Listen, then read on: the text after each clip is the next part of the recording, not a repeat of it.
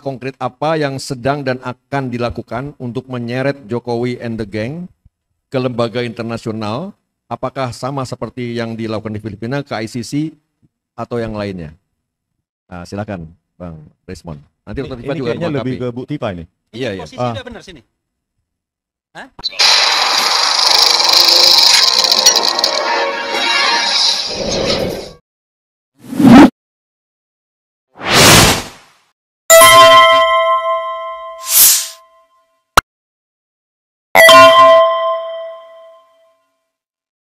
Nah, seperti yang pernah saya jelaskan ya, sebenarnya penjelasan ilmiah tentang apa namanya lembar pengesahan skripsi yang melampaui zona apa masa depan itu sebenarnya anak kuliah semester 6 saja sudah bisa sih sebenarnya ini yang melakukan ini, mengidentifikasi ini. Buktinya ada satu orang YouTuber yang masih sangat muda, topi merah, bisa melakukannya, dan yang lainnya itu cuma pakai neural networks, AI, bisa pakai apa namanya yang sudah ada maupun dibuat sendiri, itu bisa kok, bahwa itu teridentifikasi Times New Roman yang zaman itu ya tidak ada, kalaupun ada ya tidak populer, dan kalaupun ada buatan handpress tidak semodern itu.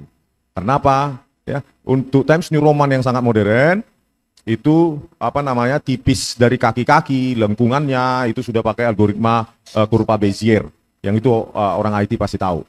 Ya, terkait dengan apa dukungan internasional, saya juga diam-diam juga sudah menghubungi para orang-orang yang terutama orang Indonesia yang ada yang sedang postdoc atau yang sudah kerja. Tetapi satu lagi, mereka takut kalau paspornya nanti dinonaktifkan, nggak bisa pulang, begitu Pak Marwan, kan?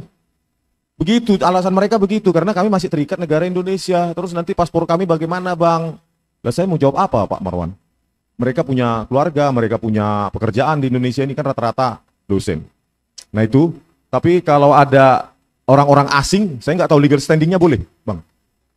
Yang ahli hukum, misalnya orang asing. Kalau orang Indonesia kebanyakan, jangankan di luar negeri, yang di Indonesia saja saya ajak takut, terus bagaimana? Mau saya seret, ayo. Nggak bisa memang, nggak mau. Caranya bagaimana menghardik mereka supaya berani?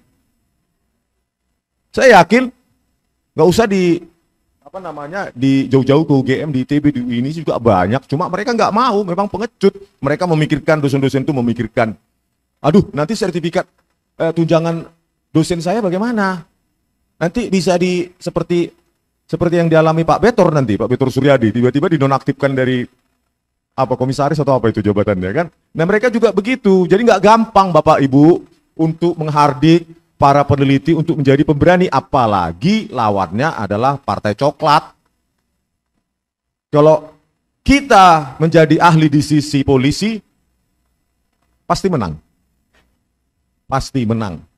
Nggak perlu keahlian sangat tinggi, karena ya ahli digital forensik Polri juga yang lulusan sarjana hukum juga ada. Itulah saking gampangnya kalau menjadi ahli di pihak polisi. Nah, kembali lagi ke kasus apa namanya penggalangan para peneliti di luar negeri. Saya pesimis. Pesimis karena mereka takut, bukan karena mereka nggak bisa, mereka takut.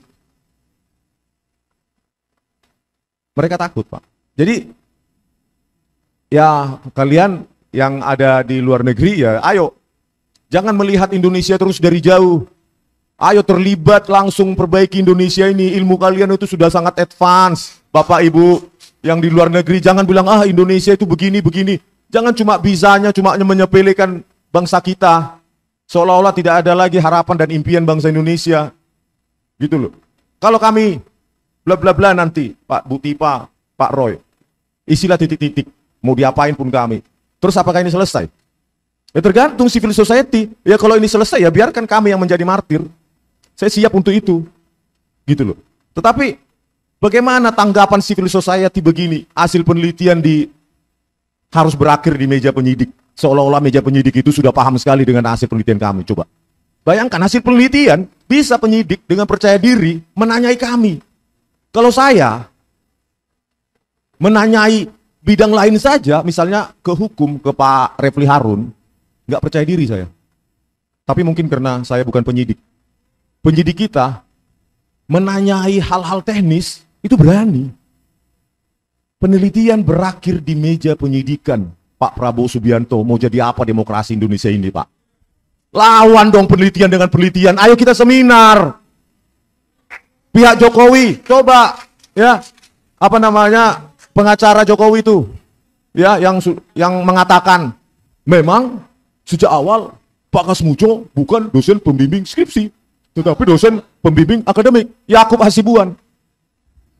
Coba, harusnya kan Anda mengatakan, memang menurut klien kami, bukan begitu.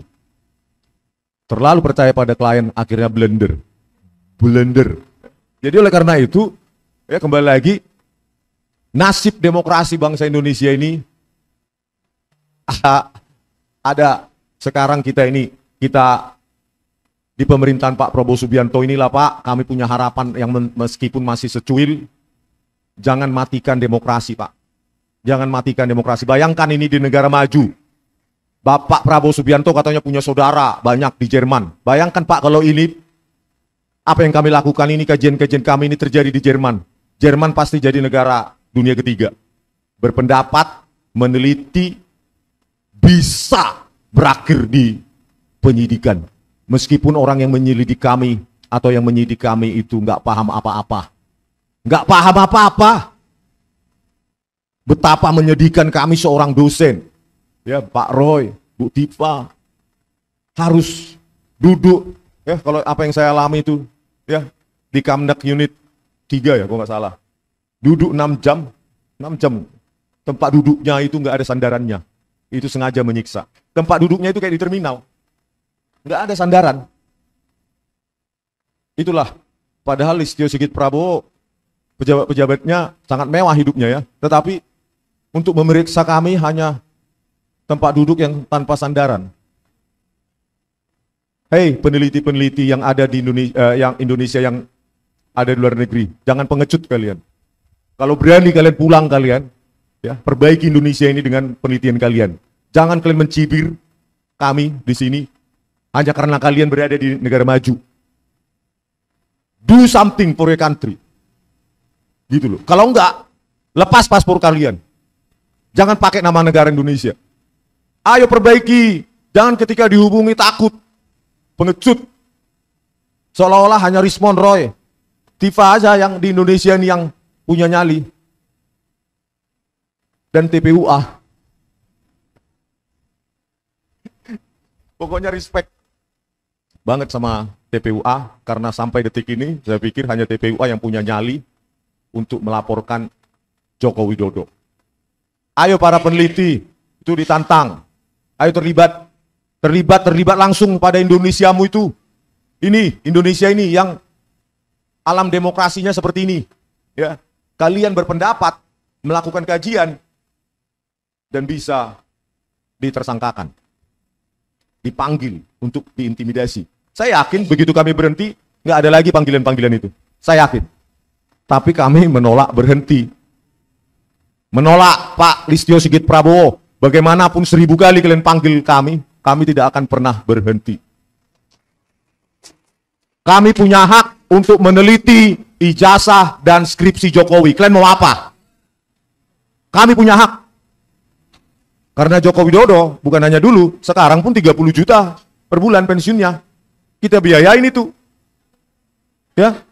Kalau nggak mau pensiun itu ya sudah, lepaskan. Untuk TPU aja. Gitu Pak ya. Makasih Pak. Oke, Dr. Rismond, terima kasih.